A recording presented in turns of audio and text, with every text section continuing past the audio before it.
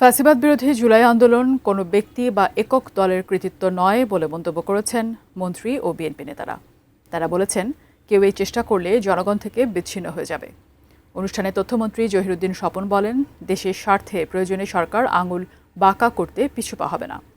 জাতীয় প্রেস ক্লাবে এক অনুষ্ঠানে এসব কথা বলেন তারা। শনিবার জাতীয় প্রেস ক্লাবে আমরা বিএনপি পরিবার ও বাংলাদেশ ফটো জার্নালিস্ট অ্যাসোসিয়েশন বিপিজে আয়োজিত বুলেটের মুখে বাংলাদেশ ফ্যাসিবাদের হলো শেষ শীর্ষক আলোচনা সভা ও আলোকচিত্র প্রদর্শনীতে উঠে আসে রক্তাক্ত জুলাই আর তার আগের দীর্ঘ ফ্যাসিবাদের সময়ের কথা। অনুষ্ঠানে প্রধানমন্ত্রীর অতিরিক্ত প্রেস সচিব আতিকুর রহমান রুমন অভিযোগ করেন, বর্তমানে জুলাই যোদ্ধার দাবিদার অনেকেই বিভিন্ন স্থানে অরাজকতা করছে।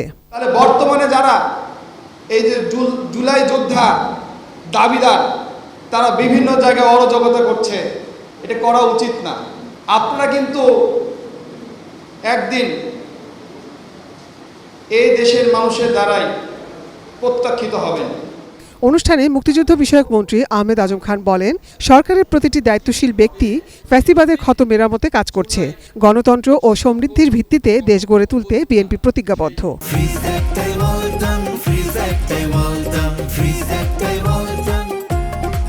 জুলাইয়ের সফল গণ অভ্যুত্থানের চেতনা নিয়ে আমরা আমাদের মাননীয় প্রধানমন্ত্রী জনাব তারেক রহমানের নেতৃত্বে এই বাংলাদেশটাকে নির্মাণ করব গণতন্ত্রের ভিত্তিতে, সমৃদ্ধির ভিত্তিতে।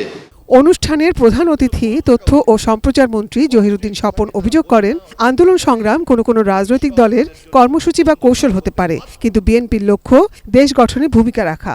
আন্দোলন করা কারো জন্য পেশা হতে পারে, কিন্তু আমাদের জন্য তা কেবলমাত্রই ভোটাধিকার, গণতান্ত্রিক চেতনা এবং একটি স্বাধীন, স্বনির্ভর, সার্বভৌম বাংলাদেশ প্রতিষ্ঠার কাজ।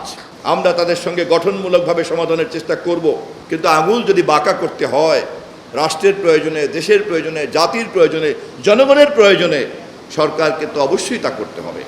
একই সঙ্গে তিনি অভিযোগ করেন, গণতান্ত্রিক শক্তিকে দুর্বল করতে বিএনপি চেয়ারপারসন খালেদা জিয়াকে হত্যা ষড়যন্ত্র করেছিল আওয়ামী লীগ। মুক্তিযুদ্ধের বাংলাদেশে আর যেন কোনোদিন ফ্যাসিবাদ ফিরে আসতে না পারে, সেই জন্য প্রতিজ্ঞাবদ্ধ হবার আহ্বান জানান তিনি। এত সংগ্রামের সুফল আজকের নির্বাচিত প্রধানমন্ত্রী তারেক রহমানের সরকার, এই সুফলকে আমরা কোনোভাবেই হারাতে পারি না। Nazia Afrin, ATN news, Dhaka.